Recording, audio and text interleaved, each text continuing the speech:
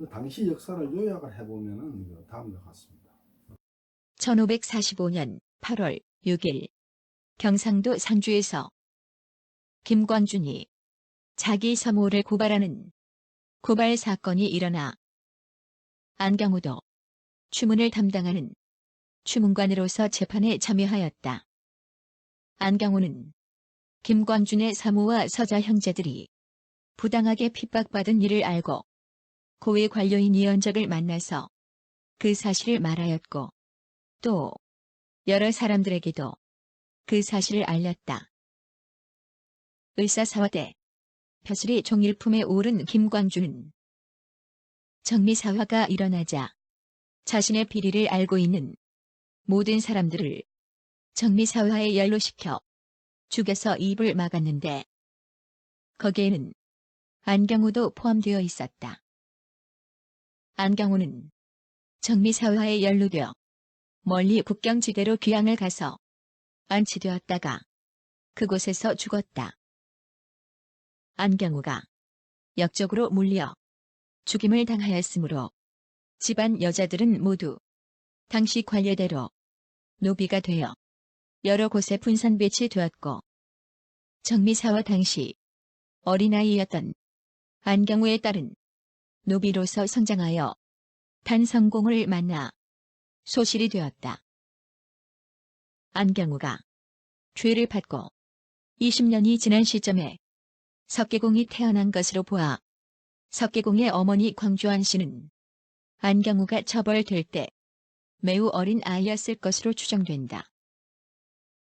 한편 단성공은 안경우가 처벌된 2년 후에 생원시에 입격한 것으로 보아 광주안 씨와 나이 차이가 상당히 있는 것으로 추정된다. 단성공은 석계공의 나이 12세가 되는 1578년에 돌아가셨다. 노비나 기생을 소실로 삼는 거를 지금 사람들 생각으로는 이게 천민들을 박해했다 이렇게 오해를 하는데 사실은 그게 박해한 게라 볼 수 없습니다. 노비나 기생 같은 천민들은 양반의 소실이 되는 거가 상당한 신분 상승을 하게 되는 거예요. 왕궁에서 그 무수리가 임금 눈에 들어서 승운을 입으면은 심지어 무슨 내명부의 그 벼슬을 받게 돼요. 비빈으로 책봉도 돼요. 아주 좋은 예로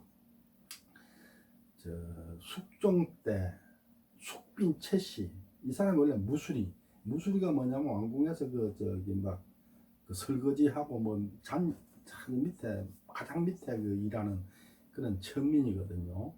그 무수리가 임금 눈에 들어가지고 아들을 낳은 사람이 영조지요. 영조의 어머니 숙빈 채씨가 그분이 그 해조 채씨인데 전라도 정읍 사람이죠. 그 후손인데 그렇게 승운을 입어서 숙빈이 됐어요. 숙빈은 높은 자리잖아요.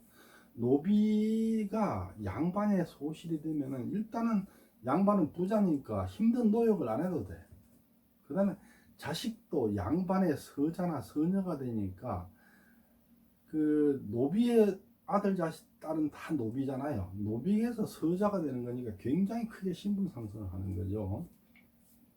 조선시대는 그 종목법이라 해가지고 아버지의 지체가 아무리 높아도 어머니가 천민이면 자식은 천민이에요. 자식은 천민이에요.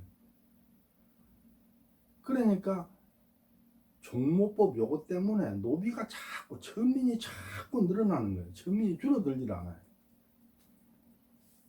근데 첩이 낳은 아들을 서자, 을자 이렇게 불러요. 서을 이렇게 말하는데 서자는 양인첩이 낳은 아들이고 을자는 천민첩이 낳은 아들인데 우리가 흔히 말할 때 다 서자라 그랬지 을자라는 말을 잘 안 쓰잖아요. 그런데 양인 요조 숙녀가 어떻게 남의 첩이 되겠습니까? 그 말은 무슨 얘기냐면은 서을의 대부분은 서자가 아니고 을자라는 얘기죠. 근데 이제 아버지의 능력에 따라서 을자가 서자 소리를 들으면서 놀고 먹을 수 있게 되는 거예요. 그런데 양반의 첩이 아니가 된 사람은 천민으로서 고생하는 을자가 되게 되는 거예요. 서자나 서녀 역시 서자 서녀하고 결혼해요. 누가 서자나 서녀를 갖다가 혼인 상대로 양인이 삼겠어요? 안 삼지. 그 삼아 결혼하면은 난 아들 딸이 천민이 되는데 안 하죠. 그러니까 서자 서녀는 서자 서녀끼리 결혼해요. 양반의 서녀가 또 양반의 소실이 되는 거예요. 내지는 양인 중에서 돈이 없고 가난한 사람, 가난한 양인한테 재산을 좀 주면서 그 본부인으로 보내기도 해요. 그래서 서자로 태어난 사람은 양인의 딸을 데려다가 자기 부인을 삼아서 이제 신분 세탁을 할 수 있는 거예요. 그 다음 서녀로 태어난 사람은 양반의 소실로 들어가거나 아니면 돈 없는 양인의 그 본부인으로 들어가서 또 신분 세탁을 하게 되는 거예요. 이렇게 되는 거예요. 근데 결국은 서자 서녀는 그 서자 서녀 테두리를 벗어나기가 상당히 어려운 거죠. 그러니까 광조한 씨 부인은 단성공의 소실이 되어서 노비의 신분을 벗어나서 현감의 소실이 됐으니까 신분이 상승된 거죠. 근데 조선시대는 이 신분 관리를 상당히 철저히 했어요. 그러니까 서자나 서녀가 서자 서녀에서 벗어나려면 임금의 승인을 받아야 돼요. 왕이 승인을 해줘야 돼요. 그러니까 벗어날 수가 없는 거죠. 그리고 서자 서녀는 족보에도 다 서자다 서녀다 다 적었어요. 강희보, 걸륭보, 가경보로 보면 전부 서자 서녀 이게 다 적혀 있어요. 옛날 족보는 다 적었어요. 그러니까 지금도 그걸 보면 아, 이 가문은 서자의 후손이구나 이걸 다 알 수 있는 거죠. 그걸 다 적어 남겨놨으니까. 그만큼 조선시대는 그 신분 관리를 아주 철저하게 했던 거예요. 1743년 영조 19년에 간행된 걸륭보 자솔록에는 아들 명룡 승중이다. 자는 여윤 혼은 석계이다. 어머니 광조한 씨는 현감 경우의 딸이다. 학문과 행실로서 전주에 있는 인봉서원에 배향되었다. 사계 김장생이 묘비명을 지었다. 석계공은 그 묘소가 전부 완주군 소양면 명덕리 토정 그 염수제 바로 뒤에 그 묘소가 있는데 그냥 묘소 그 위에 올라가면은 어머니 광조한 씨 묘소가 있고 또 그 위에 이제 5세 송해공 최광지 그분 묘소가 있어요. 그러니까 주덕산이 있으면 주덕산 맨 윗꼭대기에 이제 월당공 묘소가 있고 그 앞에 연충공 묘소 있고 소인공 묘소가 있는데 이 뒤넘에가 이제 그 송해공 묘소, 그 송해공 묘소 바로 밑에가 이제 그 광조한 씨 묘소가 있고 그 밑에 쭉 내려가서 이제 석기공 묘소가 있는 거죠. 그런데 광조한 씨가 소실이다 보니까 그 영국리 석동 그 선산에 들어가지는 못한 것 같아요. 그 부안종에는 그 부안 영국리 석동에 그 선산이 크게 있는데 거기는 이제 못 들어간 이유가 아마 소실이기 때문 아닌가 이런 생각이 들어요. 이 비문을 지은 사람은 그 사계 김장생인데 이 김장생은 석계공의 스승이에요. 그러니까 스승이 제자의 비문을 지은 거죠. 근데 승중이란 건 되게 할아버지나 아버지가 돌아가신 상태에서 그 제사를 받는 적장손을 승중이라 한다 이렇게 그 사전에 돼 있는데 사실은 그렇게 한정할 수도 없고 사실은 그게 잘 맞지도 않는 것 같아요. 한국 민족문화 대백과를 보면은 승중을 3가지로 나누어서 설명을 해놓고 있습니다. 한국 민족문화 대백과에 적혀 있기를 승중에는 3가지의 뜻이 있다.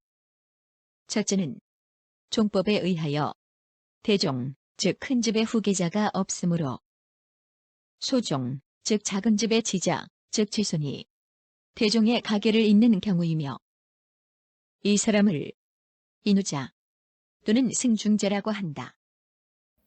즉 그 종손이 후계자가 없으면은 지손으로서 대를 이어가는데 이때 그 지손을 승중이라고 한다 이런 얘기죠. 다시 말하면 흔히 쉽게 말해서 계자나 사손으로 대를 이었을 때 그 계자나 사손을 승중이라 부른다 이런 얘기죠. 둘째는 적손 승조, 즉 아버지가 먼저 사망하여 손자가 할아버지를 승계하는 것으로 승중봉사라고도 하며 바로 증조부 또는 고조부를 승계하는 경우도 여기에 포함한다. 이 승중을 하게 되면 상복이 가복되는데 조부모를 위한 제최부정기, 증조부모를 위한 제최오월, 고조부모를 위한 제최삼월의 복이, 아버지를 위한 참최3년, 어머니를 위한 제최3년의 복으로 된다. 또 이제 당사자가 적자의 아들, 그래 적손이죠. 적손인데 아버지가 먼저 돌아가셨을 때 아버지를 대신해서 손자가 할아버지 뒤를 잇는 거, 이거를 이제 승중이라 한다 이런 얘기인데, 그 뭐 뒤에 막 복잡한 얘기 나오는데 그 뒤에 복잡한 얘기는 그 3년상 제도가 있을 때 상복을 입는 기간을 설명한 건데, 그러니까 뭐 설명을 생략하겠습니다. 지금은 전혀 적응이 안 되는 거니까. 옛날 3년상 제도에서는 돌아가신 분하고 그 총수에 따라서 상복을 입는 그 상복도 다르고 상복을 입는 기간도 달라요. 엄청 복잡해요, 그게요. 셋째는 일반적으로 널리 종통 또는 종조를 승계하여 제사자, 즉 제사를 모시는 자로 된다는 뜻이며, 예컨대 중자, 즉 모든 아들에 대한 장자를 승중자라 하고, 적자가 없어서 서자 혹은 척자가 종통을 이은 경우에 승중척자라고 함과 같다. 조선시대의 경국대전에서는 이러한 뜻으로 사용하고 있다. 여기에서 말하는 서자는 흔히 우리가 말하는 서자가 아니에요. 그게 아니고 장자, 큰 아들을 제외한 모든 아들을 서자라, 그렇게 합니다. 사실 서자라는 것은 지금 우리가 말하는 그 소실의 아들, 첩의 아들이 아니고 원래는 큰 아들을 뺀 나머지 아들 전체를 갖다 서자라 그렇게 불렀어요. 그러니까 여기서도 지금 보면은 우리가 말하는 서자를 여기서는 서자라 안 그러고 첩자라, 즉 첩이 낳은 아들이다 이렇게 말하고 있는데, 원래의 서자는 장남이 아닌 나머지 아들을 다 서자라 그랬는데, 이게 뒤에 가서 바뀌어가지고 다 그 첩이 낳은 아들만 서자라 이렇게 되게 된 거죠. 조선시대는 앞에 그 계자나 사손이 대를 잇는 경우라든지 아버지가 돌아가시고 아들이 손자가 할아버지 뒤를 잇는 경우보다는 세 번째 경우, 그러니까 서자, 서출인 사람이 그 적자로 돼서 다시 이제 그 뒤를 잇는 경우, 이걸로 사용된 게 훨씬 많은 것 같아요. 그리고 석계공도 거기에 해당되는 거죠. 세 번째 경우에 해당되죠. 근데 단성공, 아버지 단성공이 정실 부인 문화유 씨는 딸만 한 사람 낳고 아들을 못 낳았어요. 그러니까 아들이 이제 석계공밖에 없으니까 석계공이 저절로 이제 그 승중이 돼가지고 뒤를 잇게 된 거죠. 말하자면은 석계공은 첩자, 첩의 아들이고, 그렇게 해서 대를 이었으니까 말하자면 이른바 그 승중첩자가 된 거죠. 승중첩자.